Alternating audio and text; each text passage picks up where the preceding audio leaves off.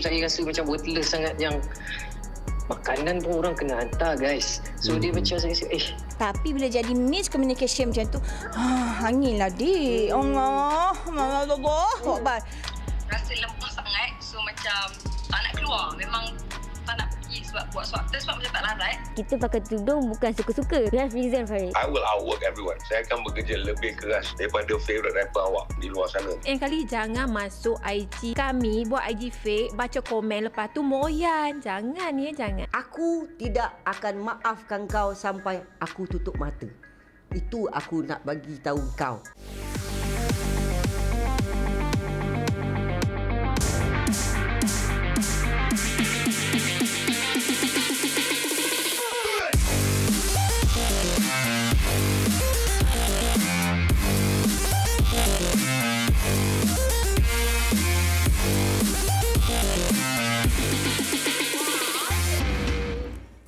Ya, siapa tu yang Mami Didi marah sangat tu? Aku takkan maafkan kau katanya. Bukan yang tu je. Yang pasal lain kali jangan masuk IG kami meroyan. Tu pasal apa pula? Itu bukan jiran abang ke abang? Ya, tapi kat rumah nampak dia okey je. Tapi tadi tu nampak macam marah betul lah. Tapi apa-apa pun kita nak ucapkan terima kasih kepada anda kerana sekali lagi sudi bersama dengan Awal Asyari dan juga saya Jana Nick, kami di Melody dan hari ini maknanya masuklah waktu Ahad. Okey. Dan kita ada banyak cerita yang kita nak kongsikan. Biasalah bila masuk je musim PKP ni, ramai orang duduk di rumah untuk tengok TV. Jadi kita ada banyak juga drama-drama yang tengah hit sekarang ni yang kita nak interview director dia, kita nak interview pelakon-pelakon dia. Sama ada apa tak tahu, Jana hari ni macam ilusi, macam ramping ke atau memang Jana dah ramping sekarang ni? Tengoklah. Sebab saya kena buktikan kerampingan saya. Yelah, sebab baru-baru ni abang baca dia kata Jana ni dekat dalam gambar nampak kurus, dekat video nampak besar pula. Kejam. Tapi sebenarnya kecil je orang dia. Okey, tapi yang macam dekat video tu yang viral baru-baru ni di mana Andi Bernadi terpaksa angkat saya menggunakan bantuan lagi dua orang lelaki. Viral ke tu? Ya, itu. Abang rasa video yang tu lagi viral. Yang tu kan. Tapi yang tu terlalu sensitif. Jadi wartawan lah. kita tak sempat nak mengejar untuk dapatkan story tu. Macam tu kalau hati-hati rasa macam tak ada nak buat apa-apa, buat je lah video-video dia macam tu Abang cuba try jilat pula. Mungkin boleh idea. Okey, tak apa-apa. Jom kita tengok story kita. Kita tengok story kita yang pertama iaitu cerita pasal Keith Foo. Yang kembali aktif katanya. Baru-baru ni dilantik jadi duta produk dan sebagainya. Jadi kita nak dapatkanlah Keith Foo nak tanya apa perkembangan terbaru beliau. Saksikan.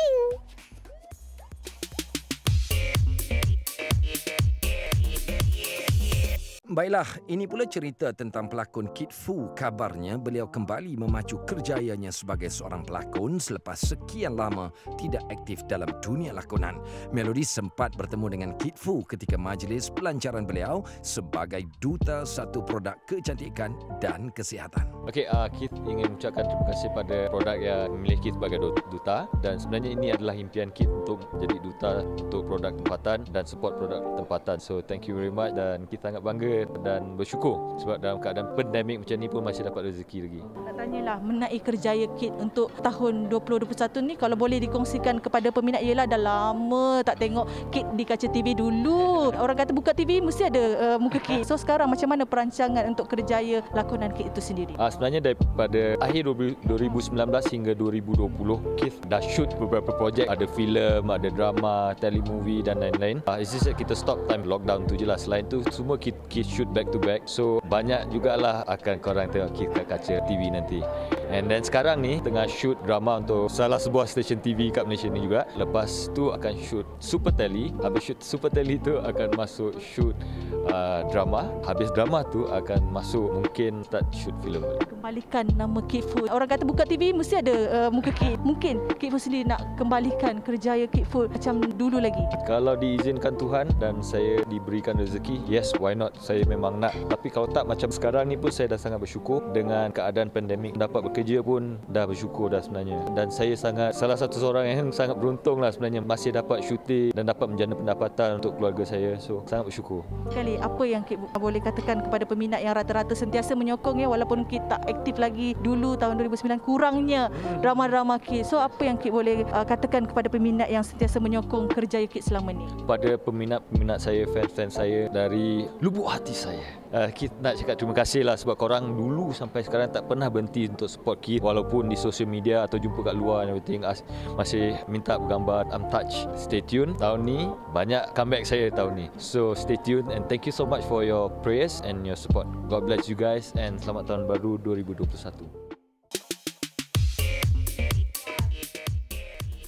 Eloknya Kifu, ya Allah. Macam mana? Jangan tengok sana lah. Sama Jana. Okay. Faham. Itu cakap pasal Kifu kan. Alhamdulillah lah rezeki dipermudahkan selepas orang kata berlakunya fasa yang tak diingini dalam kehidupan semualah yang berumah tangga. Betul. Dan nampaknya Kifu pun dah move on. Jadi kita pun kenalah move on ke next story. Kita ada story pasal Datuk Jamali Shahadat yang juga pelawak era 80-an. Dia Datuk Jamali Shahadat ni masa sebelum abang dilahirkan lagi lah. Dia popular dengan karakter Atan. Atan tu karakter yang macam budak kecil yang macam cakap comel-comel gitu kan. Tapi baru-baru ini tular berita pasal Datuk Jamali Shahadat yang dikatakan dah meninggal dunia dan sebagainya. Jadi sesuatu berita yang memang tak sedap didengar lah. Sebab memang berita tu berita palsu dan ramai orang viralkan benda yang tak baik tu. Jadi kita kat sini kita berpeluang untuk tanya kepada anak beliau sendiri. Tapi kan abang kan bila bercakap pasal isu pelakon veteran yang diviralkan pasal kematian dia, banyak sangat kes macam ni. Kenapa? Macam mana boleh terjadi macam ni? Macam berita-berita palsu lah bila orang dapat, ya ke? Hantar kat family punya group. Lepas tu family dapat, alamak, hantar lagi. Lepas dari situ dia kata jadi tersebar dan kita sebenarnya hantar wartawan Melody berjumpa dengan anak dia untuk tanya sendiri keadaan Datuk Jamali Shahadat dan kita doakan semoga kesihatan beliau kembali pulih dan orang kata dapat pulih seperti biasa. Tapi inilah berbalik-balik kepada tak pasti jangan kongsi. Jom kita dapatkan anak kepada Datuk Jamali Shahadat. Cing.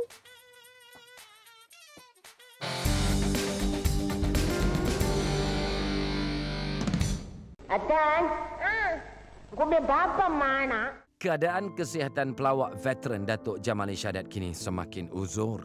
Pelawak yang popular menerusi kebolehan melakonkan watak kanak-kanak bernama Atan sejak era 1980-an kini tidak lagi mampu makan dan minum sendiri. Kita mendoakan semoga Datuk Jamali Shahadat kembali pulih. Assalamualaikum Cik Fauzi. Waalaikumsalam warahmatullahi wabarakatuh. Saya sekarang bersama dengan Cik Fauzi, anak kepada pelakon legenda Datuk Jamali Shahadat. Sebelum saya bertanya tentang keadaan kesihatan beliau, kita tahu kan sebelum ini tular tentang berita palsu yang mengatakan Datuk Jamali Shahadat sudah meninggal dunia. Jadi apa yang Cik Fauzi boleh katakan tentang perkara tersebut? Pasal benda tu saya pun tak boleh kata apa lah. Sekarang ni kan zaman viral-viral ni kan. Mula terkejut jugalah. Memang terkejut. Daripada malam 2 hari sebelum tu dah ada satu orang WhatsApp juga. Lepas tu malam yang kejadian tu, malam-malam pukul 1, 1, 2 tu dah ada orang call dah. Sampailah ke pagi tu orang WhatsApp tak berhenti-henti kan. Tanya betul ke.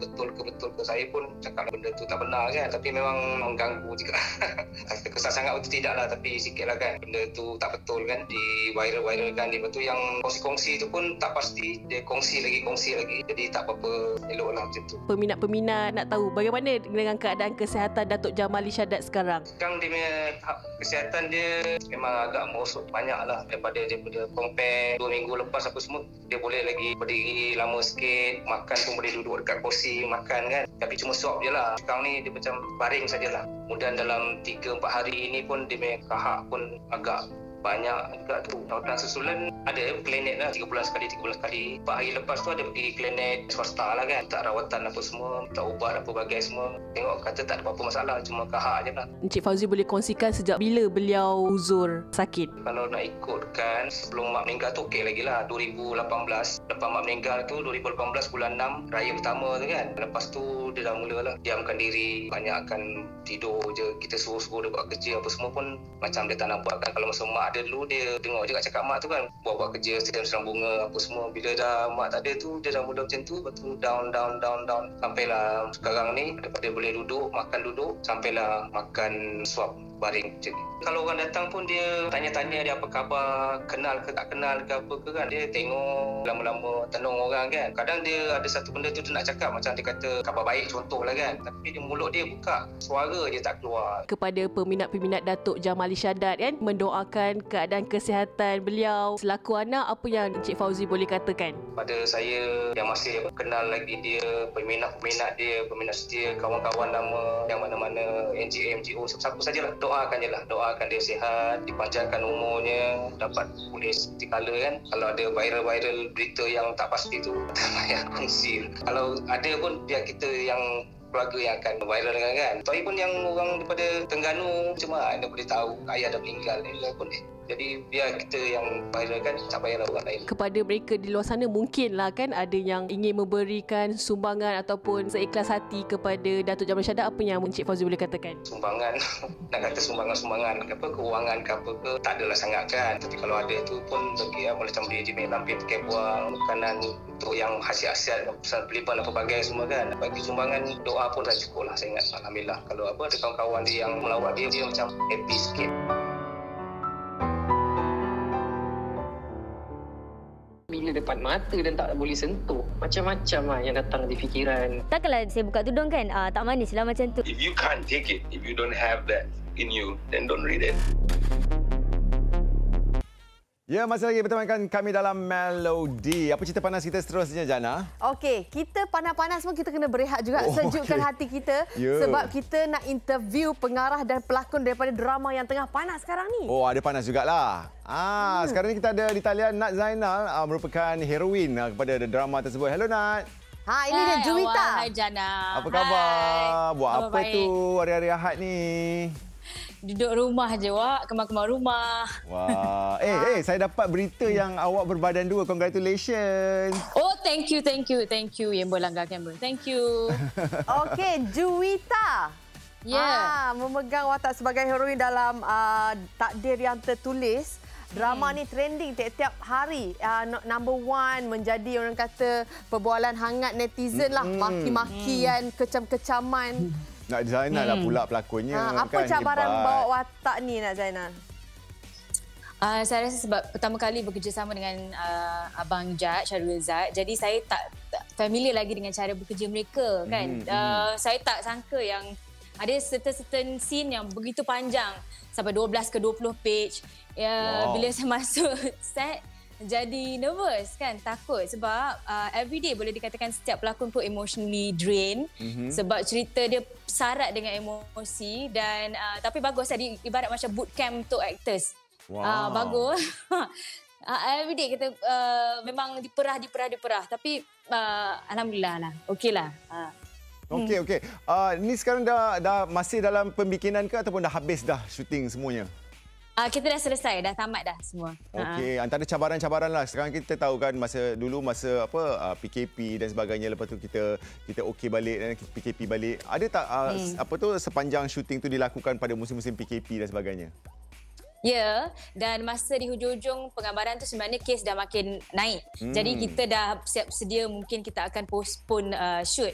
Tapi tak boleh nak postpone juga sebab saya berbadan dua, jadi takut konti lari. Oh, betul. So, nasib baik alhamdulillah kita manage untuk habiskan sebelum PKP inilah. Alhamdulillah. Okey. Kita tanyalah sebabkan watak Juwita ni ramai netizen yang macam memang betul-betul kesian sangat-sangat dengan Juwita yang mula-mulanya orang benci. Jadi kita nak tanya Nat sendiri, ada tak scene yang Nat suka sangat-sangat yang netizen kena tengok ataupun sebenarnya scene tu dah pun ditayangkan?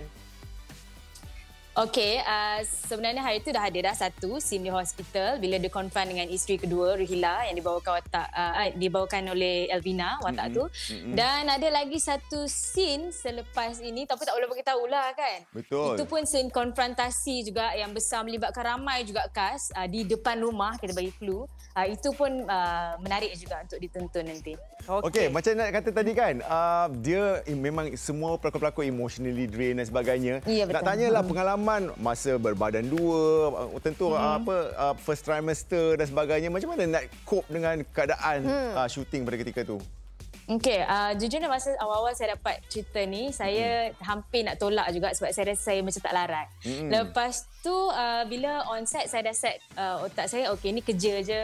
Dan bila habis cut je, kita akan happy-happy balik. Assistant director dan tuan director memang risau, tapi saya kata, okey, you guys relax. Saya okey, boleh handle benda ni. Sebab I tahulah nak buat macam mana, tapi diorang keep macam betul ke? Boleh. Okey, apa pun kita nak cakap tahniah kepada Nak Zainal sebab berjaya membawa watak ni dengan baik sekali dan thank you.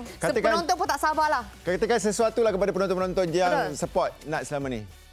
Okey, terima kasih kerana support saya dalam Takdir yang Tertulis. Jangan lupa juga hari ni OST-nya Kendati by Amelia akan diriliskan di YouTube. So support OST Takdir yang Tertulis juga ya.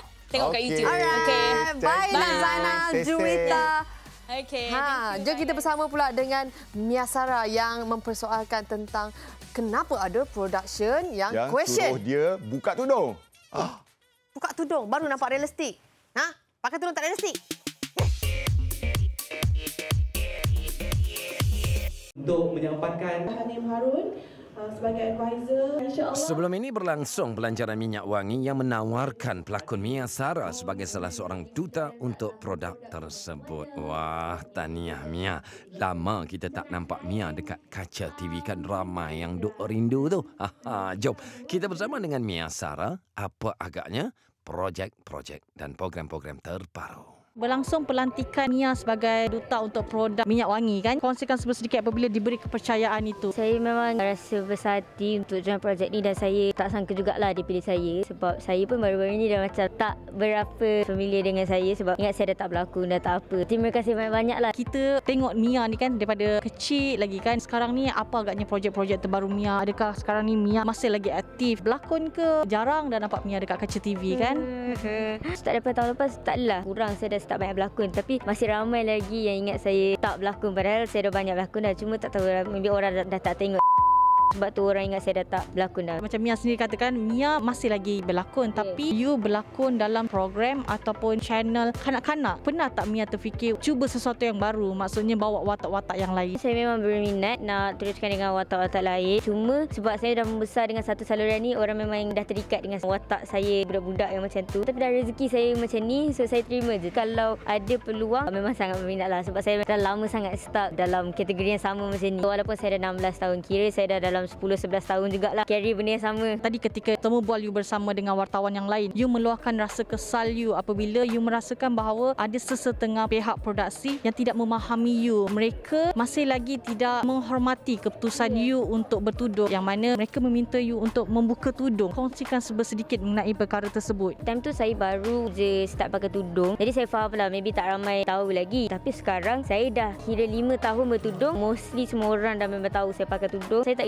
kisahlah awak bukan Islam ke apa, tapi as a Malaysian, you should not ask people tu macam buka tudung. Sama je macam saya nak ambil awak berlakon tapi saya nak suruh awak buka baju. Mestilah awak rasa tak selesa dengan soalan tu kan. Of course saya tolak tawaran tersebut, tapi saya macam still tergeris hati dan macam mana awak boleh tenggamak nak tanya benda macam tu. Kita nak ambil awak sebagai pelakon ni bla bla bla, tapi kata awak kena buka tudung. Boleh tak buka tudung? Tak ada hormat lah. Saya ambil macam maybe orang tu just uneducated ke apa. So yeah. You dah pakai tudung sejak you berusia 11 tahun. Jadi sekarang you dah 16 tahun. Dah berapa tahun dah tu kan? Adakah you merasakan bahawa kejayaan you sejak kebelakangan ini agak macam suram kerana you bertudung? Sejujurnya, ya, saya memang rasa macam tu. Tapi at the same time, saya kena terima kenyataannya dengan seadanya. Sebab takkanlah saya buka tudung kan, tak manis lah macam tu. Apa-apa pun saya kena bersyukur dengan apa yang saya dah ada sekarang. Terima kasih sangat-sangat kepada semua peminat-peminat saya yang dah sokong saya daripada dulu sampai sekarang. Terima saya seadanya. Pada producer-producer ataupun siapa-siapa yang tengah tengok ni, saya ada je kat sini. Cuma kalau nak minta saya untuk jadi macam berlakon satu cerita tu, tolonglah hormat saya punya pemakaian.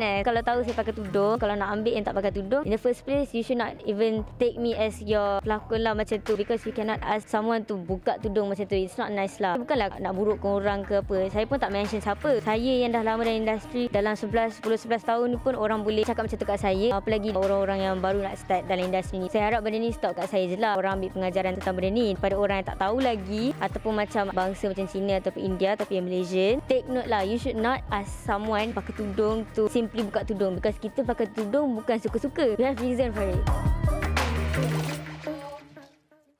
Itu dia. Dia bukan miasara yang kecil-kecil. Kita boleh mempermainkan dia. Dia dah bijak, dah besar dah.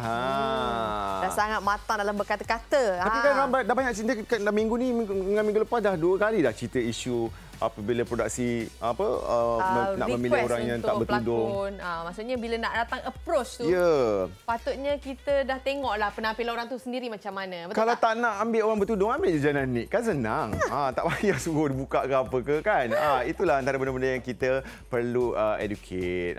Itu matter of perception, bukan perception, respect. Betul. Okey, sekarang ni kita bersama pula dengan abang nak baca ni. Jana Nick, betul ke awak bergandengan dengan Atu, Jigi dan Nur Kiriah dan ramai lagi dalam Yolah Tu? Ya, Yolah Tu. Yolah Tu bermula 5 Februari 2021 setiap hari Jumaat 8.30 malam di TV9. Dia apa? Sitcom lah. Sitcom. Okey. Ini untuk kalau kita nak gelak-gelak, fun-fun. Tapi kita kembali balik kepada drama yang penuh dengan emosi ni. Kita bersama dengan pengarah dia sendiri. Abang Ijat, ada tak dekat kamera? Dekat kamera pula, dekat... Abang Ijat, tolong on kamera. Abang Ijat. Ada tak? Ada tak? Mana Abang Ijat? Mana? Okey. Kejap lagi dia muncul. Okey, Abang Ijat, kita tanya soalan dululah. Nak tanya Abang Ijat. Setiap kali drama Budak Ijat je, karya Syahrul Izzat ni mesti akan viral dan trending dan mendapat cacian dan makian hebat. Daripada Nur, Cari Aku di Syurga. Sekarang ni masuk pula Takdir Yang Tertulis. So kita tak tanyalah apa rahsia kejayaan Syahrul Izzat. Itulah rahsia dia, viral. Sebenarnya tak ada rahsia. Dia rezeki. Dia rezeki. Rezeki yang abang boleh cakap sebab dia rezeki. Kita pun tak pengen apa-apa. Kita setiap kali abang buat drama, abang akan buat yang terbaik itu je. Lepas tu abang tahulah formula apa nak pakai. Selebihnya rezeki semua orang, rezeki tim. Abang bercakap macam tu. So masa syuting tu abang tahu tak macam alamak kita kena buat sesuatu untuk kasih dia viral supaya bila dah viral senang kita nak promote. Situ ada tak macam terfikir? Tak, abang tak pernah fikir pasal isu nak viralkan benda tu. Sebab yang abang selalu pegang ialah macam okey kita kena buat yang terbaik dan abang tahu okey cerita ni heavy dan abang tahu formula apa abang nak pakai. Dengan lagu, dengan skor. Abang tahulah abang nak buat macam mana. So abang tak pernah terfikir nak memviralkan benda tu. Yang viral ni ialah netizen. Tapi tidak dinafikan drama Abang Ijat memang dia punya skrip memang sangat-sangat padat, sangat emosi. Adakah abang sebenarnya orang yang sangat beremosi? Mungkin juga. Kan, Jana pernah kerja dengan abang tahulah aku macam mana kat set kan.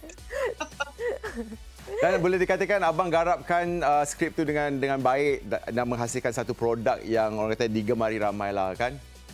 Alhamdulillah, syukur. Okey, kita tanya apa perbezaan drama Takdir Yang Tertulis dan kenapa penonton kena terus saksikan sampai ke hujung episod drama ni? Okey, cerita ni asalnya cerita yang klise. Isu-isu merampas, backstabbing daripada benda yang klise.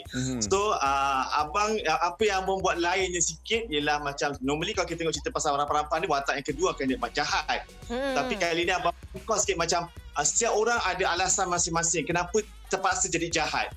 Setiap orang ada reason lah. Ada macam dark side dia. Yes, ada dark side, ada watak dan cerita ni semua ni kelabu. Dia tak ada hitam putih, tak ada. Contoh macam Juwita. Memang kita nampak dia mangsa. Tapi sebelum dia memangsakan suami dia. Itu saya berkata macam, sebab realiti hidup kita macam tu. Kita akan memangsakan orang dan kita akan dimangsakan. Betul. Maknanya tak adalah siapa-siapa dalam dunia ni yang kalau baik-baik je. Dia mesti ada juga titik hitam tu kan. Baiklah, Abang Moen, terima kasih Abang sebab kita memang suka sangat dengan naskah-naskah yang orang kata Abang hasilkan. Memang mantap. Teruskan hasilkan naskah-naskah yang baik untuk kita tonton ramai-ramai. Apa-apa pun makin handsome Abang Ijat kita. Bye-bye Abang Ijat. So angle. Okey. Hampir tak perasan macam Nazim Osman pun ada juga tadi. Okeylah, itu cerita pasal Abang Ijat, pengarahnya. Dan sekarang ni kita nak ke cerita pasal Epoh-Roza dan juga anak dia yang dijangkiti COVID-19 dan kita doakan semoga kedua-duanya selamat. Walaupun dijangkiti COVID, dia tetap teruskan berkarya. Kita dapatkan Epoh-Roza. Acing. Dan juga Joflizo. Ciao. Oh, jangan ciao lagi.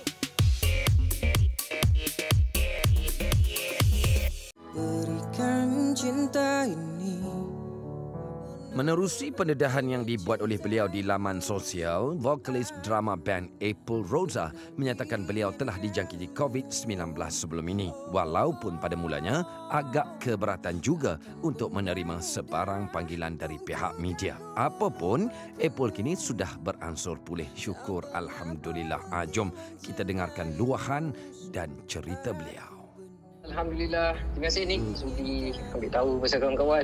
Baik, awal-awal tu memang saya tak larat betul. Saya hilang deria rasa dengan bau. Lama-kelamaan saya punya nafsu makan pun hilang dan saya tak makan. Memang saya tak larat sebenarnya. Saya minta maaf banyak-banyak. Bukan saya tak nak take calls ke apa semua. Cuma memang time tu saya tengah tak larat sangat. Selepas pada tu pula saya dapat tahu yang Alisha pun positif. So saya takut saya salah cakap tu je. Kadang kita tengah pressure dan kita pun tak faham keadaan orang lain. Hari ni Alhamdulillah dah okey sikit, nafsu makan dah kembali. So bila perut tu lapar dia akan lagi senang nak makan, senang untuk sumbat je. Cuma saya punya diri rasa dan bau masih belum kembali. Tapi semangat dah ada lah. Kita boleh kerja balik insyaAllah. Cuma kerja kat rumah je lah. Saya juga ada membaca kemas kini update dari Apple melalui laman sosial. Apple menyatakan yang Apple bersama Alisha saja, anak perempuan Apple, kuarantin di rumah kerana Liz, isteri Apple, tidak dijangkiti. Jadi bagaimana agaknya lah, kalau boleh kongsikan sikit pengalaman tu, bila mana duduk dalam bilik berdua, isteri pun kena hantar makanan dekat pintu saja. Masa tu saya rasa macam worthless sangat, yang makanan pun orang kena hantar guys. So dia macam saya rasa macam diri saya tak berguna, tak ada fungsi langsung kat sini dan saya tak boleh keluar pada sini. Inilah situasi yang saya seorang awal-awal. Kemudian anak saya pula positif dan sebenarnya bila anak saya positif tu pun perasaan dia bercampur-campur, tapi sebenarnya dalam saya punya loneliness tu, bila anak saya positif pun saya ada teman Tuhan datang. Dia datang, dia senyum dan dia punya simptom pun tak berat sangat. Dia cuma demam sikit, lepas tu dia main macam biasa dan datang dan bercakap dengan kita macam biasa je, bukan macam dia sakit. Cuma saya explain kat dia, Alisha, you have a virus now. So Alisha tak boleh jumpa Umi. Liz dekat bawah, saya dekat atas. So Liz dekat bawah je lah. Jadi kita pas makanan ke apa semua kat tangga je. Memang serumah, tapi perasaan tu saya nak cakap, nak share pun tak tahu macam mana. Yang bila isteri depan mata pun kita tak boleh nak berkasih sayang dengan dia. Sebab saya dan isteri saya memang biasa macam tu aja. Kat rumah, mari apa semua, walaupun dalam rumah je. Bila depan mata dan tak boleh sentuh, macam-macam lah yang datang di fikiran. Dan sebab tu juga ada satu lagu yang kita rilis ni adalah tajuknya Jika Tiada Esok. Kalau anda semua ada masa dengarkan. So itu adalah luahan hati yang mana kalau kita tak sempat jika. Tapi hari ni insyaAllah semangat kita sudah kembali. Alisha pun dah makin sihat, makin ceria. Saya sangat suka tengok dia dan doa-doakan kami lah. Memang adakah lagu itu dihasilkan ataupun dicipta ketika Apple berada dalam keadaan paling rendah ataupun dalam konteks bahasa Inggerisnya the lowest point of your life, bila ketika mengilhamkan lagu itu? Berdasarkan apa yang Nick cakap tu, the lowest point of my life, masa saya tulis lagu tu, betul. Cumanya ia bukan dalam masa terdekat ni. Sama sebenarnya lagu ni saya tulis hanya untuk saya dan keluarga saya dengar aje. Kita dah rekod dah pun. Sebenarnya lagu ni adalah salah satu lagu dalam album drama band. Tapi kita keluarkan sebab saya rasa macam lagu ni terlalu personal untuk saya nak simpan lah kononnya untuk koleksi peribadi. Tapi bila benda-benda macam ni jadi yang kita tak jangka, kita tak tahu masa depan kita apa, yang kita berhadapan dengan kematian, saya cakap macam jangan hold back apa-apa. Saya rasa macam kalau kita perlu cakap ataupun kita perlu share dengan orang, don't hold back. Kami punya plan adalah untuk habiskan PKP punya tempoh ni dengan duduk di rumah saja.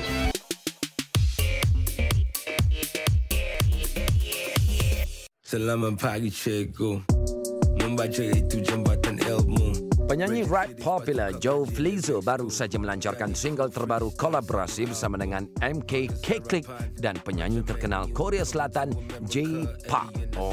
Wah, sebelum music video dilancarkan, memang terbaik. Lagu Ciao jadi trending di laman media sosial. Salut lah. Pertama sekali kita nak tanya dulu aktiviti PKP ataupun Perintah Kawalan Pergerakan yang kedua ni lah, apa yang Joe sedang lakukan sekarang? Saya dekat rumah. Business as usual, kerja masih terus berjalan. In fact, semalam kita baru ada release baru under Damn Share, mana artis-artis kita daripada filem Philippines, Singapore, Malaysia dah bergabung dengan Sona dalam satu remix. Macam biasa kerja tetap berjalan, cuma ialah kurang pergerakan, keluar bila perlu dan sebagainya. Itu berkenaan dengan aktiviti PKP lah. Okey, ini sekarang tentang lagu yang baru dilancarkan iaitu Ciao. Lagu ini difahamkan sebelum dilancarkan muzik video telah trending di laman media sosial. Jadi apa yang Joe boleh katakan dengan sambutan yang amat begitu baiklah tentang lagu ini? Minggu lepas bila kita mengeluarkan berita yang lagu ni akan keluar, trending sekali di Twitter, dan pada hari lagu ni keluar, kita trending the whole day on Twitter, and when it released on YouTube, went straight number 1 trending on YouTube. So I just want to thank everybody yang terlibat dalam pembikinan lagu ni. Pada semua peminat di luar sana, saya harap mereka akan nantikan kemunculan album saya Johan later in the year. But thank you very much to all friends from media, press yang tidak jenuh memberikan sokongan kepada saya. Terima kasih. Dan bukan itu saja, kita dah melihat di YouTube kan sebanyak 1 juta tontonan ataupun lebih. Jadi apa yang Joe boleh katakan apabila muzik video tersebut mendapat tontonan yang begitu banyak lah? Saya gembira kerana kami di Def Jam dan sebelum ni di Cartel, kami sudah lama ada pandangan bahawa hip hop Malaysia ni apa yang boleh diketengahkan lagi melalui kolaborasi, melalui projek-projek dengan artis-artis antarabangsa, dan kita satu dunia melihat kepada Amerika saja untuk artis-artis hip hop bila mau berkolaborasi. Even saya juga begitu pada suatu masa dulu, tapi I feel like the whole world is looking towards Asia now. Kita ada scene hip hop yang sedang membangun dan akan terus membangun. So saya gembira yang kolaborasi antara Malaysia dan Korea secara tidak langsung ni mendapat perhatian bukan saja daripada peminat di Malaysia tapi di serata dunia. Kalau kita tengok puluh-puluh reaction video sudah keluar, ada yang daripada France, ada daripada Middle East, banyak daripada Indonesia. Benda ni hanya akan memberikan impact yang positif untuk muzik Malaysia dan hip hop Malaysia. Alhamdulillah, bekerja dengan kedua individu ni bagi saya sangat senang, sangat profesional, dan saya harap ada kerjasama lagi lah. Kalau dilihat hasil muzik video, another level. Jadi apa yang Joe boleh katakan? Saya memang sangat puas kerana muzik video ni adalah directorial debut Syarin Bahar. Kita semua kenal Syarin Bahar sebagai seorang mereka fashion yang tersohor di Malaysia. Semua orang agak terkejut, but saya memang suka buat benda macam ni. I love pushing my friends, my teammates like that. Saya sangat bersyukur dan berterima kasih kepada semua pihak yang menjayakan video ni, dan thank you very much to Bobby and 33.3 for making this happen. Selain daripada sokongan, pujian, mungkin ada juga yang memberikan kritikan kan? Jadi apa yang Joe boleh katakan apabila mungkin ada juga peminat-peminat yang memberi komen-komen terhadap lagu ini? Kalau kita tengok 90% kritikan adalah kritikan tidak berasas kerana kebanyakan mereka ni semua bukan ahli-ahli hip hop atau bukan ahli muzik. Mereka cuma just menyuarakan apa yang diorang rasa. You know me. I've gone through so much. Banyak perumahan kritikan. Ada yang dulu cakap Joe tu tak kerti rap lah, apa benda semua. I don't care. Macam gini je. My mentality is simple. Kita boleh berdebat lah. Satu hari suntuk. Siapalah artis paling bagus kat Malaysia ni? Siapalah penyanyi rap paling bagus? Dan semua orang akan ada pandangan subjektif mereka. Dan saya hormat pandangan semua orang. Saya tak pernah cakap saya paling andal. Dan saya bukan cakap ni nak belagak. Saya cakap ni pasal saya bagi motivasi kepada diri sendiri. I will outwork everyone. Saya akan bekerja lebih keras daripada favourite rapper awak di luar sana. When I look back at what I've done in my career, saya harap saya tidak akan ada kesalahan. Saya rasa saya pun tak ada musuh. Saya tak pernah bermusuh. Saya dalam industri ini untuk masa yang lama kerana saya sentiasa positif. Kecuali benda tu datang daripada direct circle saya. Don't get me wrong, saya terima kritikan. Tapi kita harus bezakan antara kritikan konstruktif dan juga orang yang trolling on internet. Ramai artis, kanan artis kami sendiri yang macam get affected. Kenapa kau sedih orang baca cakap itu pasal ni pasal aku? Kenapa kau pergi baca YouTube komen tu? If you can't take it, if you don't have that in you, then don't read it. Kalau saya dapat kritikan daripada mentor-mentor saya, itu memang saya akan duduk, saya akan tersentak. Saya dapat nasihat daripada orang macam ni, memang saya berdiri tegak dan saya dengar. Rasa lemah sangat, so macam tak nak keluar. Memang tak nak pergi sebab buat swab test sebab macam tak larat. Tapi bila jadi miscommunication macam tu, hanginlah dik. Allah Akbar. Ya, masih lagi bersama kami di Melody. Dan sekarang ni, kita ada story pasal Cik Salmah. Ya, Cik Salmah. Dalam musim-musim PKP ni, kita tak boleh nak buat Love Fest dia tu. Dia ada cerita lagi. Cerita lah yang macam aku takkan maafkan kau. Kau akan memang aku takkan maafkan kau sampai mati. Cik Salmah kata. Tapi macam mana nak maafkan abang kalau orang ambil duit kita ratusan ribu? Oh kan, ini antara orang-orang yang mengambil kesempatan di atas kesempitan lah. Tapi kita tak tahu cerita dia kan. Betul ke dia ambil ke, dia pinjam ke? Kita tak tahu macam mana hujung pangkal dia, kita tak tahu. Jadi sebab itulah kita ada Melody dan kita hantar wartawan kita untuk dapatkan berita yang sebenar. Ya, Cik Salma, jaga-jaga Cik Salma. Apa ceritanya Cik Salma, hoi? Jawab sikit Mami Didi Acing.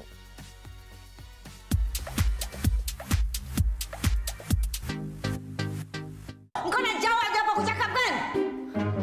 Watak Cik Salmah yang dibawakan oleh Didi Alias dalam drama Takdir yang tertulis telah menjadi trending. Wah, Didi Alias menjadi sungguh lakonan Kak Didi Alias. Kita ni tahniah. Wow. Sombongnya watak Cik Salmah lah ni. Watak Cik Salmah sombong sekarang. Walaupun awak sekarang dikategorikan sebagai sombong dan kejam. Bongkak. Jadi Mami, macam mana melihatkan drama terbaru menjadi viral ni? Dan watak itu macam seperti nak kena lutut lah muka tu. Alhamdulillah, syukur sangat. Musim-musim PKP ni memang semua tengah duduk rumah. Tapi kita tak jangka lah dia punya trending tu everyday. English for your information. Dia trending every day, every night, everybody. Dan terima kasih juga lah kepada pengarah tersohor kita, Syarul Izzat, yang bagi kepercayaan kepada Mami untuk membawa watak Cik Salmah ni. Sebenarnya Cik Salmah ni tak tahu dia punya watak ni either orang nak kecam ataupun nak suka, nak senyum, nak gelak. Dia pelbagaikan karakter ni dan dengan barisan-barisan pelakon-pelakon yang sangat hebat. Satu family Takdir yang tertulis ni tim terbaik lah. Alhamdulillah, saya berjaya untuk dikecam, dilutut, dihina, dihatui daripada semua korang. Dan jangan lupa untuk teruskan menonton Takdir yang tertulis. Macam sebelum ini Didi Alias terkenal dengan orang cakap lakonannya yang lawak. Bila bersama dengan Amiza Aznan dan Enot, kita tahu jalan cerita tu akan jadi macam mana, ke lautan dalam. Bila sekarang ni tampil dengan cerita-cerita yang deep, cerita-cerita yang berat, cerita-cerita yang bakal mengundang makian dan kecaman orang ramai. Jadi apa yang boleh Mami katakan tentang itu? Adakah Mami rasa macam okey, ini adalah waktu untuk Didi Alias comeback? Macam Didi Alias dulu bukannya seorang yang lawak pun kan? Itu sebenarnya yang kita nak beritahu. Kita ni sebagai seorang pelakon, pembawa cerita, kebetulan masa yang lawak tu adalah musim. Nak kategorikan diri saya pelakon yang bersetal. Bukan nak kata sombong, kata-kata nak belagak. Tak. Saya boleh bawa watak apa-apa atas kepercayaan pengarah tu sendiri dan atas bimbingan pengarah tu sendiri dan penerbit. Ramai yang cakap, boleh ke Didi bawa? Dia tu kan pelawak. Dia tu kan nasib bawa lawak je. No. That is wrong. That is wrong, everybody. Wow, speaking. Yes, for your information. Kita cuba bagi yang terbaik. Kita study English lagi. Kita study karakter kita nak bawa macam mana. That's why kata, kalau korang nak dapatkan Didi Alias memang susah. I'm very demanding. Tapi when korang dah dapat aku kat lokasi, kau dah dapatkan aku untuk sarung baju tu, aku akan bagi 100% ataupun 1000% komitmen aku untuk watak-watak ni, bagilah insyaAllah. Untuk yang lepas, hari Khamis lepas, kau dah tahu cliffhanger dia apa kan? Besok kau kena tunggu apa yang akan Cik Salmah buat. Jangan sakit hati sangat, nanti darah tinggi, akan ada yang ICU. So kena banyak berdoa untuk Cik Salmah ya. Nanti harta kau berapa rampas. Aku kan Fir'aun. Nervous lah kan, aku pula yang benci dia ni kan. Takutlah. Itu cerita tentang Takdir yang tertulis kan. Baru-baru ni jugalah macam di IG Mami ada mengatakan bahawa macam Didi Alias akan buat satu report polis tentang penipuan. Apa benda yang terjadi sampaikan Didi Alias ni melenting nak buat report polis? Kalau nak ikutkan cerita-cerita Didi Alias dan mahkamah ni, dah lama dah. Gaduh dengan siapa pula kali ni? Kau ni kuat skodeng aku tau. Apa masalah kau ni? Apa di IG aku sibuk kau skodeng tau. So sekarang ni dia punya jawapan sangat senang. Benda ni masih dalam siasatan pihak polis dan ini adalah jenayah komersial yang melibatkan seseorang yang sangat saya percaya. Sepanjang 4 tahun saya bersama dengan dia dan akhirnya saya tumpas juga atas penipuan beliau dan kepada dia, cukuplah untuk aniaya saya. Banyaklah kau bertaubat, banyaklah kau mohon maaf kepada Allah kerana saya rasa saya takkan maafkan dia dan saya akan penjarakan dia. Mami Didi Alias mengatakan itu adalah jenayah. Kita difahamkan kalau benda-benda sebegitu melibatkan wang. Di sini dia dikatakan menyonglap duit ataupun dikatakan ambil duit hak Mami ke macam mana sekarang ni? Ini melibatkan syarikat lah dan ini masih lagi dalam siasatan pihak polis. So Mami pun tak boleh nak komen banyak dan dia melibatkan banyak duit syarikat. Saya tahu dia akan tengok melodi ni. Just saya nak beritahu, saya nak bagi amaran kepada dia, mengaku sajalah. Melibatkan ramai orang yang kau aniaya. Itu bukan hak engkau dan itu pun bukan hak Mami. Itu adalah amanah kami. Kau faham sendirilah apa yang aku maksudkan ya. Sekarang ni Mami dah bagi dia tempoh 3 bulan untuk memberitahu perkara yang sebenar dan beliau pun tidak memberi jawapan apa pun. Ini adalah melibatkan saya punya syarikat yang saya usahakan bersama dan ia adalah Lifest. Jadi macam mana pula dengan nasib usahawan-usahawan yang dah selama ni bergerak bersama-sama Mami? Adakah macam diorang takut pula lepas ni nak bagi duit ke apa ke? Macam orang cakap hilang sikit kepercayaan terhadap diri Alias walaupun bukan Mami yang buat hal. Usahawan-usahawan besar ni yang bersama-sama dengan Mami sepanjang 4 tahun yang dah jadi keluarga Mami tu, siapa yang menonton menyaksikan Melody ni, inilah cerita yang terbaru. Kenapa Mami diam? Kerana benda ni ialah kalau mungkin dia tak tahu apa cerita sebenar. That's why Mami terpaksa pergi ke pihak berkuasa dulu, minta nasihat dia dan pihak peguam Mami untuk jalankan siasatan dulu dan baru kita akan buat sidang media bersama dengan usahawan-usahawan semualah. Dan Mami nak beritahu kepada manusia itu, ya, aku tidak akan maafkan kau sampai aku tutup mata. Itu aku nak bagi tahu kau. Ya, bagi kau faham dan kau tak pernah nak cakap nak minta maaf dengan aku. Walaupun kau tahu itu salah kau. Tak payahlah takut. Kami dah tua pun. Umur dah 45 tahun ni, tak payah takut. Dan dia masih cantik, masih segak lagi. Tak payah takut, tak payah risau dengan I.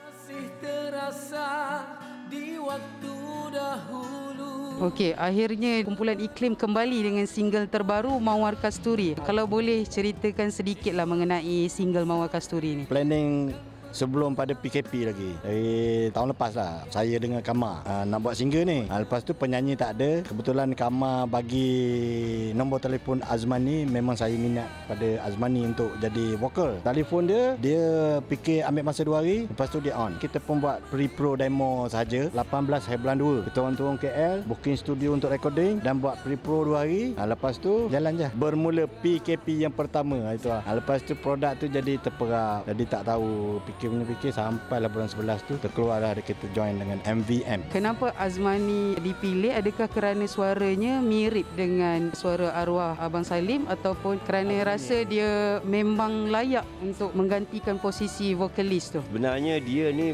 dipilih berdasarkan kriteria yang dia ada, iaitu dari segi vokal. Memang tone dia amat matching dengan muzik Iklim. Apa saja arrangement, apa saja muzik yang kita arrange selama ni dengan Iklim, masuk je blend. So cara automatik kita ambil dia. Padahal banyak vokal-vokal bila kita buka YouTube kan, suara yang lebih kurang arwah Salim juga bunyi dia kan, tone dia, nyanyian dia apa semua, tapi jiwa dia tak ada. So kita ambil dia berdasarkan jiwa dia. Kita tahu bahawa arwah Salim ada seorang anak iaitu Syafiq Farhain yang memang boleh menyanyi dan juga ada suara yang orang kata vokal lebih kurang dengan arwah Salim. Kenapa kumpulan Iklim tidak mengambil dia ataupun mencuba dia untuk menggantikan posisi arwah Salim, ataupun kerana kumpulan Iklim tidak mahu terlibat dengan sebarang kontroversi? Sebenarnya Syafiq ni pada kita orang bagaikan anak kita, bagaikan anak kandung kita tau. Bila ayah dia tak ada, kita lah anggap diri kita ayah pada dia. Kita struggle daripada zero sampai penuh kan, sampai sekarang sukses. Bukan senang tau. Dia punya step, dia punya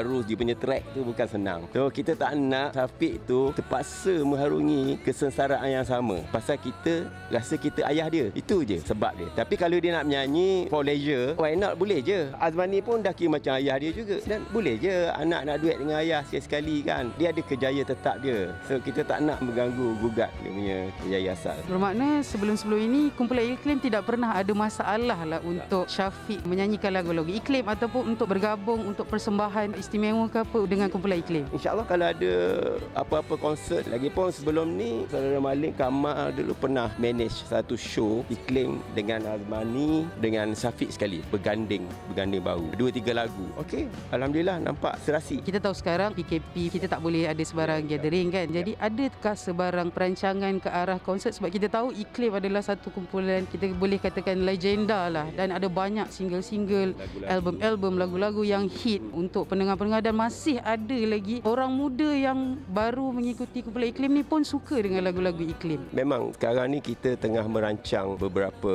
siri konsert lah, tetapinya kena ikut trend yang sekarang lah. Ada yang berbentuk digital kan. Terakhir sekali lah untuk peminat-peminat kumpulan Iklim yang dah lama menantikan reunion kumpulan Iklim ini. Saya harap semua peminat-peminat daripada yang lama sampaikan yang baru, dan Nusantara sekalipun menyokong kami Iklim dengan single terbaru. Jangan lupa layari digital platform dengan lagu Mawar Kasturi.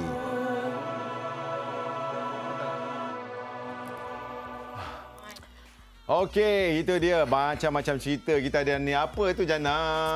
Abang. Ni orang kata kita peli-peli ni abang. Alah, yang orang-orang ni pun. Orang cakap kita tak profesional sebab kita menggunakan ruangan di Melody ni untuk memerli isu-isu artis. Oh, ni pasal yang tak ada. Dia orang kena faham. Itu antara kontroversi yang berlaku sepanjang minggu yang tengah hangat sekarang tu. Of course lah kita nak gunakan benda tu sebagai... belakang abang tu ada tulis tadi. Gosip.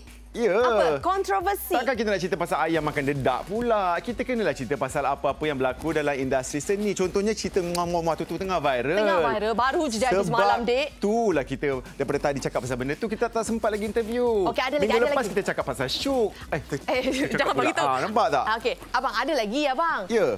Tapi dia orang kata kenapa isu-isu host tak pernah pun dimuat naik dekat Melody. Tak, masalahnya bila cerita-cerita pasal kata tadi apa Melody edisi Jana Nick. Orang benci pula balik-balik dia, tak ada cerita pasal dia. Itulah semua benda salah lah. Tapi untuk pengetahuan penonton semua, kadang-kadang artis-artis ni memang saja-saja keluarkan kontroversi. Ya, dia orang tak faham. Sekurang-kurangnya Melody pick up cerita tu. Nampak? Keluar Melody. Memang untuk dibualkan. Takkanlah saja-saja nak buat. Macam Jana Nick tu, dokong-dokong tu orang keji. Dapat komen free, dapat engagement dekat situ. Susahlah nak cakap. Itulah dunia hiburannya. Sangat-sangat complicated. Tapi tak apa. Sekarang ni kita ada cerita pasal isu yang tak habis-habis. Macam musim banjir. Rita Rudaini. Yelah, kan nak cerita pasal nafkah anak dan sebagainya. Okeylah, jom kita tanya Rita. Claim ke LHDN? Rita, apa tu pasal anak tu? Dapat 3,000 nafkah. 2 anak you all. 2 anak. Tak cukup lah 2 anak.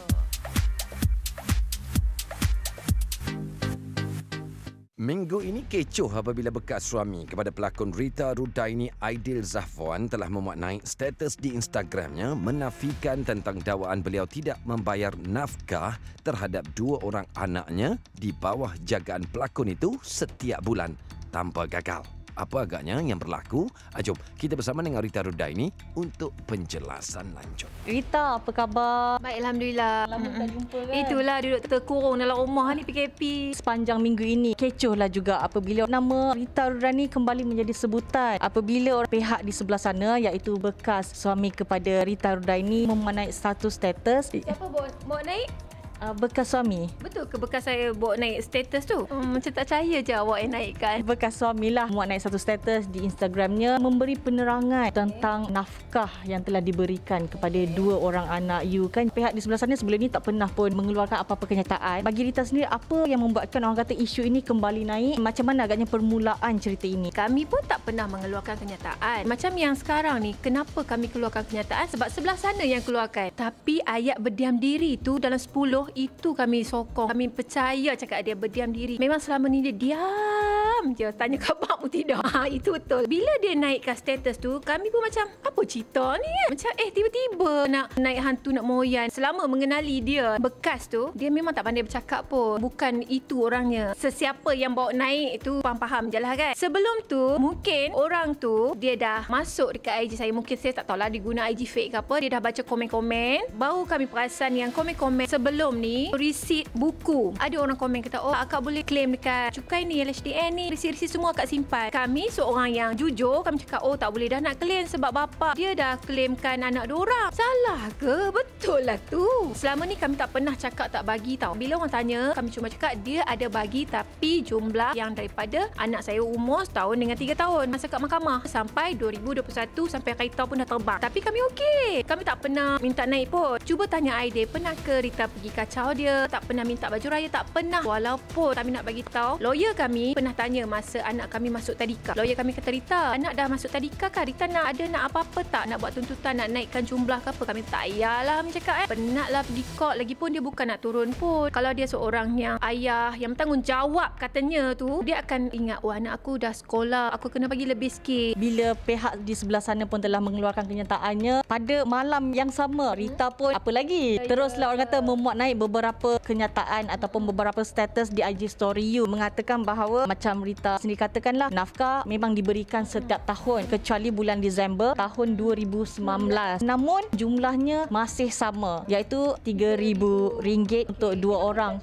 Kenapa masa dia cakap tu, kenapa dia tak cakap jumlahnya? Malu ke nak bagi tahu jumlah yang sama je daripada tahun 2013 sampai 2021?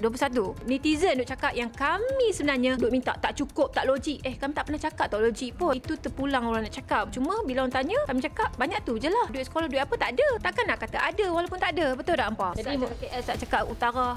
Marah sangat lah tu kan. Bila Ayu memberitahu jumlahnya sebanyak RM3,000 tu kan, ada juga yang mengatakan bahawa Rita ni seolah-olah tidak bersyukur. RM3,000 tu banyak. Namun ada juga yang kata kalau mengikut jumlah pendapatan di sebelah sana, mungkin RM3,000 itu hanyalah celah gigi ataupun sedikit sahaja. Komennya apabila segelintir yang mengatakan bahawa Rita ni macam tak bersyukur pula. Kalau kami tak bersyukur, kami dah minta macam-macam kat dia. Minta duit sekolah, minta duit birthday anak, minta duit beli laptop. Tambah-tambah online sekarang. RM1,500 lepaskan laptop. Tak lepas Kami masih ada kaki dengan tangan. Badan masih sihat. Kami boleh bela anak kami. Alhamdulillah Tuhan bagi rezeki kat kami. Sebab tu kami tak pernah kacau. Kami tak pernah terpikir pun untuk minta apa saja daripada dia. Cuma kami siap pesan anak kami setiap kali solat, doa untuk daddy, sedekah Al-Fatihah, doa supaya lembutkan hati, kembalikan ingatan dia ke apa ke kan. Itu saja yang mampu kami buat. Wahai Aidil, tak bersyukur ke? Patutnya bersyukur dapat bekas isteri yang macam ni. Tak pernah meminta pun kat dia. Selama kami kahwin, dia pun tahu selama kami kahwin dengan dia, kami tak pernah meminta 1 sen pun duit dia. Sampailah bercerai-berai. Aidil tahu macam mana kami, seorang wanita yang independen yang tak pernah menyusahkan dia. Aidil ni sebenarnya nak cerita bagi. Dia seorang lelaki yang penyayang lah. Memang sayang anak-anak dia. Sebelah sana ada baru-baru ni kami terbaca family dia ada DM fan kami. Ungkit-ungkit yang kami tak pergi jumpa anak apa semua. Nak cerita bagi. Kalau kami tak pergi jumpa anak, macam mana Aidil boleh main rumah kami, tidur dengan anak seminggu? Ni nak pecah rahsia lah ni. Benda tu Aidil tak bercerita dengan siapa pun. Itu antara kami dengan Aidil. Aidil banyak benda yang dia cerita kami. Dia nak datang jumpa anak pun dia ada problem, susah nak jumpa. Kena sembunyi jumpa anak. Siapa di sebaliknya? Bagi kami, kalau Aidil tu seorang jahat, dia tak akan datang rumah kami tidur dengan anak seminggu ya. Sebelum dia kahwin, kalau dia datang KL training, dia akan datang tidur kat rumah makan dengan anak. Kalau dia pergi overseas balik, dia pernah call saya nak jumpa anak, dia ambil satu servis apartment hotel, so saya bawa jumpa anak. Itu pecah rahsia walaupun kami ni sanggup jatuhkan maruah kami sebagai seorang perempuan. Kami dah fikir dah saya aku kena tekak basah mampu aku. Kami fikir Aidil bukan niat nak menggatai pun dengan dia kan. Siapa pun tak tahu. Kami tak pergi jumpa ke kami jumpa. Demi Allah kami cakap. Itu perbualan kami dengan Aidil. Sekarang ni maknanya orang keliling, orang di sisi, di kiri, kanan, tepi, belakang yang melebih-lebih memecah belahkan antara hubungan anak dengan bapa. Tak payahlah takut. Kami dah tua pun. Umur dah 45 tahun ni, tak payah takut. Dan dia masih cantik, masih tegak lagi. Tak payah takut, tak payah risau dengan I. Kat netizen semua, jangan salah sangka. Lain kali baca, hadam, baca. Jangan jadi sangat, jangan jadi sangat. Baca dulu baru komen. Kenapa lagi kacau kami? Kenapa masih DM fan-fan kami memburukkan kami? Kami baca semua. Screenshot ni bukan yang ni. Si ada nama sampai cakap apa? Oh, kesian Kak Aidil sampai Aidil ni ambil baju anak yang tak basuh duk cium sampai sekarang. Wow, baju siapa tu? Ui, patutlah kami hilang. Ke? Astagfirullahaladzim, taklah. Okey, sorry Gura. Bila perkara ini, isu ini kembali muncul. Dah lama dah perkara ini senyap kan. Tiba-tiba bila muncul balik, Rita lah juga yang kena hadap pelbagai komen-komen kan. Sebab Rita adalah seorang selebriti. Ada beberapa komen tu yang macam, tak habis-habis lagi ke isu nafkah ni. Sebenarnya siapa yang naikkan? Kena study dulu. Siapa yang mulakan dulu? Kami tak pernah langsung lah kata nak keluar dekat IG.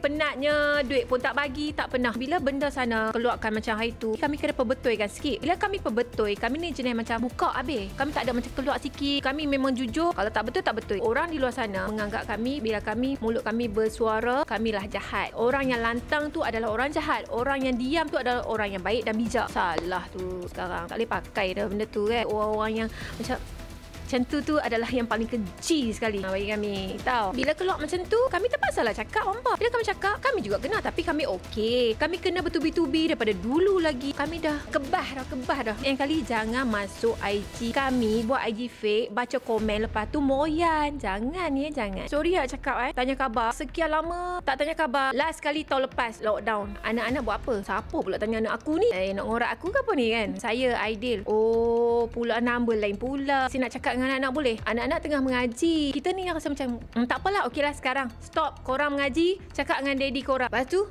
hilang. Mungkin masa tu dia tengah jiwa kacau. Baru dia teringat budak-budak kan. Sorry cakap. Gurau je. Itu yang kami kata. Ayat dia, saya selama ni berdiam diri. betul sangat. Memang betul dia berdiam diri. Kami tak sangka benda tu memang betul. Diam sungguh. Baik, kami akan percaya satu je. Kebenaran dia insya-Allah mungkin tak cepat tak lambat lah. Insya-Allah Tuhan akan tunjuk. Tunggu. Tuhan tu ada, Tuhan tu tak tidur, insya-Allah. Panas. Banyaknya rahsia dah terbongkar dah. Takutlah kita. Ya Allah, tapi abang baca tu dulu. Ini abang nak bagi tahu ni lah.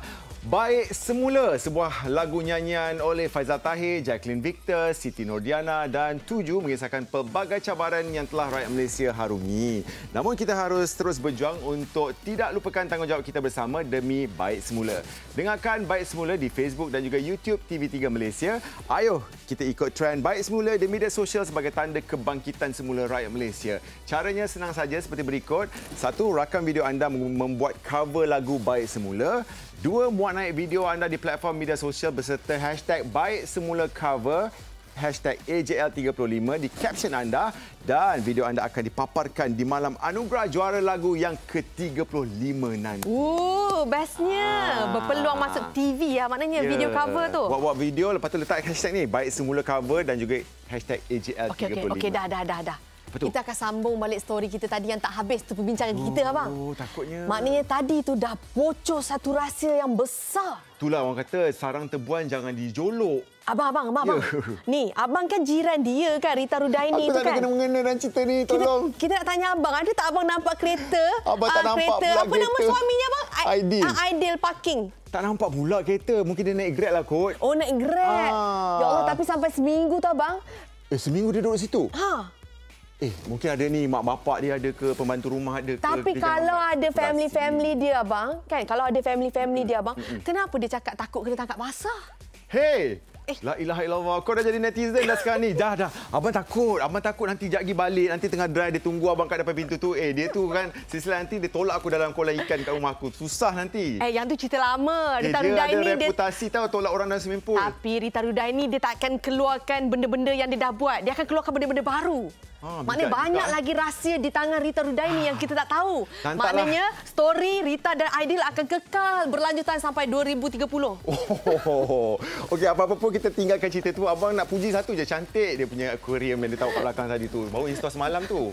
Tapi apa-apa pun kita tetap doakan yang terbaik lah untuk mereka. Abang kan mestilah kita mengharapkan pengakhiran yang baik antara Aidil dan juga Rita Rudaini. Jahat-jahat pun baik juga awak ni. Dia kena cover balik. Okey. Apa-apa terima kasih kerana menonton kami dalam Melodi. Kurangkan kontroversi dan berdiri di atas bakas sendiri. Jumpa lagi. Assalamualaikum. Tapi buat juga kontroversi, nanti tak ada storynya.